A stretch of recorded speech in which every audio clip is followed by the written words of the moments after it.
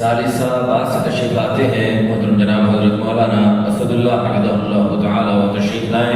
بیداری کا ثبوت دیں۔ نعرہ تکبیر، نعرہ تکبیر، عظمت صحابہ، مسلک حق، مسلک اہل حدیث، تشریف لاتے ہیں محترم جناب حضرت مولانا اسد اللہ حفظہ۔ الحمد لله الذي حاكم على العالمين، والصلاة والسلام على سيد المرسلين، أما بعد، فأعوذ بالله من الشيطان الرجيم، بسم الله الرحمن الرحيم. قال الله تعالى: إنما يخشى الله من عباده العلماء. صدق الله العظيم. أهل الحديث عصابة الحق،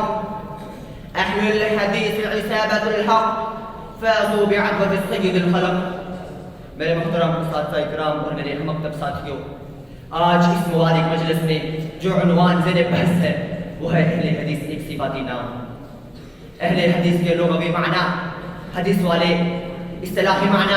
وہ افراد جن کے لیل و نہار، شب و روز محض قرآن و سنت کے تعلق میں بسر ہو،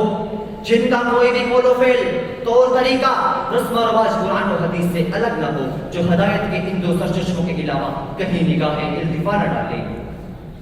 یعنی جو ہوتے ہوئے مصطفیٰ کی گفتار، جو ہوتے ہوئے مصطفیٰ کی گفتار نہ دیکھے کسی کا قول و کردار۔ سامعین ذی فہم، اس وقت کتنے ہی مذاہب اسلام کے نام پر روح علم میں نظر آ رہے ہیں، ہر ایک کا دعویٰ یہی ہے کہ وہی صحیح اور برحق ہے، مگر دراصل وہ کسی نہ کسی طور پر اسلام میں ترغیب و اضافہ کی مرتکب ہوئے۔ تقریباً ہر مذہب میں شخصیت پرستی ہے یا خاص افراد کی تعلیمات و افکار پر دار و مدار ہے، جبکہ مسلک اہل حدیث اشخاص و افراد کی عزت توقیر کا ملحوظ تو رکھتا ہے، مگر انہیں دین میں حجت نہیں سمجھتا، بزرگان دین کی عزت سکھاتا ہے، مگر اس میں مبالغہ نہیں، ائمہ کو عظیم سمجھتا ہے لیکن اس میں مقابلہ نہیں۔ دراصل مسلک اہل حدیث، اہل حق کا مسلک، اہل دل کا مسلک، اہل نظر کا مسلک، اہل خبر کا مسلک، اہل ادراک کا مسلک، اس بات و احقاق کا مسلک، عیوب سے مبرہ تعریش کا مسلک، مصفہ ترویج کا مسلک، ایشور وحدانیت کے تاجداروں کا مسلک اور قاطعین شرک ناموروں کا مسلک ہے۔ سامعین محترم، اہل حدیث کی وہ جماعت ہے کہ جس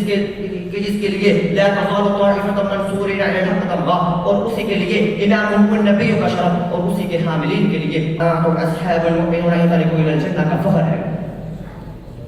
مسلک اہل حدیث نام ہے اطیعوا اللہ و اطیعوا الرسول کی آواز کا، ترکت فیکم امر ان کی صدائے دل نماز کا، ما آتاکم الرسول فخذوا کی پکار کا، اور لا تتبعوا خطوات الشیطان کے فرمان کا۔ سامعین مکرم، آخر میں بس یہی کہوں گا کہ